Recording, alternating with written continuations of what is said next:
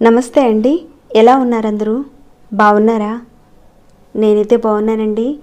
మీ అందరికీ అమ్మవారి ఆశీస్సులు ఎల్లప్పుడూ ఉండాలని కోరుకుంటూ ఈరోజు మనం వినాయక చవితి రోజున వినాయకుడికి పూజ చేయడానికి కావాల్సిన పూజా సామాగ్రి ఏంటో ఈ వీడియోలో తెలుసుకుందాం.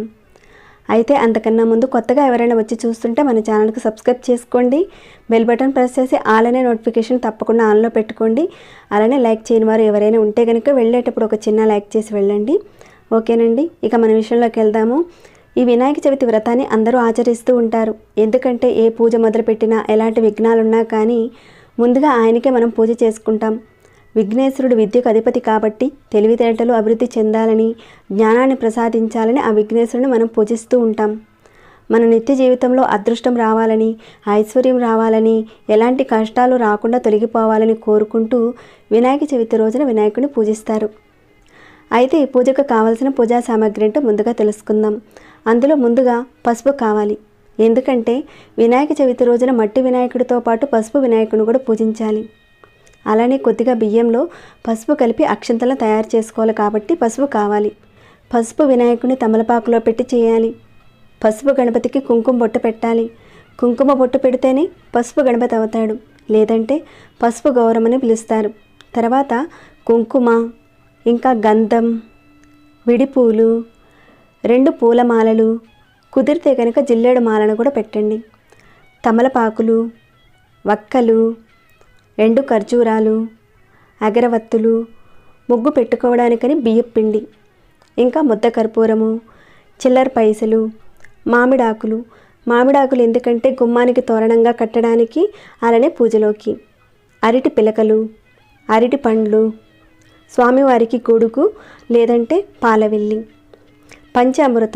పంచామృతం అంటే ఆవు నెయ్యి, ఆవు పాలు, ఆవు పెరుగు, పంచదార, తేనె వీటన్నిటినీ కలిపితే పంచామృతము అంటారు. యాలకులు, వినాయకుడికి 21 యాలకులతో దండ గుచ్చి వెయ్యాలి. ఆ రోజున యాలకుల మాల స్వామివారికి వేయడం వల్ల చాలా మంచిదండి. ఆ రకంగా వేసిన తర్వాత మరుసటి రోజు ఆ యాలకులను స్వీట్లో వేసుకొని తినాలి. అలానే పిల్లలకు పెడితే తెలివితేటలు, జ్ఞానం అభివృద్ధి చెందుతుంది.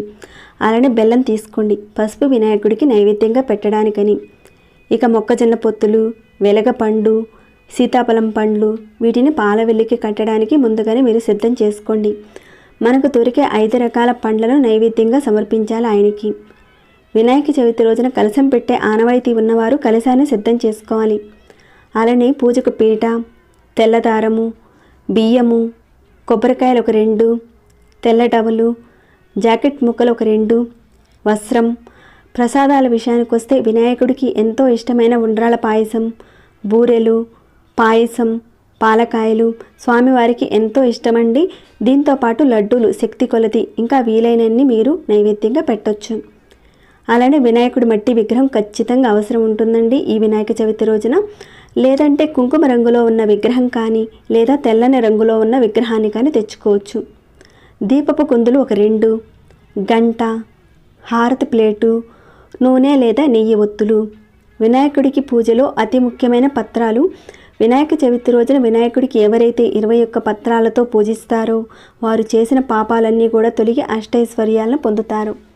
ఆ 21 ఆకులు ఏంటంటే గరిక పత్రం, ఒత్తరేణి పత్రం, ములక పత్రం, ఉమ్మెత్తాకు, తులసి పత్రం, మారేడు పత్రం, రేగు ఆకు, మామిడాకు, గన్నేరు, దవనం, జమ్మి ఆకు, విష్ణుక్రాంత, సింధునాగపత్రం లేదా వావిలాకు, రావి ఆకు, దానిమ్మాకు, జాజిమల్లి, మద్ది ఆకు, దేవదారు పత్రం, గండలి పత్రం, జిల్లేడాకు, మాచిపత్రం. ఈ 21 పత్రాలతో వినాయక చవితి రోజున వినాయకుడిని పూజిస్తారు.